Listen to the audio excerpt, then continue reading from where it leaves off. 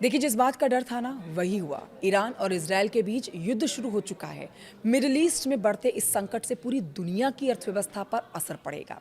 साथ ही ईरान और इजरायल के बीच जारी टेंशन अब एक ऐसे मोड़ पर पहुंच गई है जहां वैश्विक बाजार में निवेशक अपने पैसे को लेकर चिंतित नजर आने लगे हैं। इन सभी बातों का असर सीधे भारतीय बाजार में, भारतीय मार्केट में सोने और चांदी की कीमतों पर आप देख सकेंगे।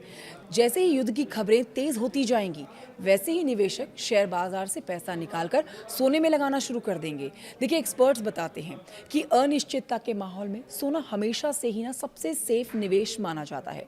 2026 की शुरुआत में ही सोने की कीमतों ने अपने पुराने सभी रिकॉर्ड तोड़े। अगर तनाव इसी तरह से बरकरार रहा तो ध्यान रखिएगा कि वो दिन दूर नहीं है जब घरेलू बाजार में 10 ग्राम सोने की कीमत 2 लाख रुपए के स्तर को छू जाएगी। अभी के ताज़ा भाव की अगर आप बात करेंगे तो 24 कैरेट की सोने की कीमत 1,61,720 रुपये प्रति 10 ग्राम है। तो वहीं चांदी की बात करते हैं तो 2,85,000 रुपये प्रति किलो के हिसाब से चांदी ट्रेंड कर रही है।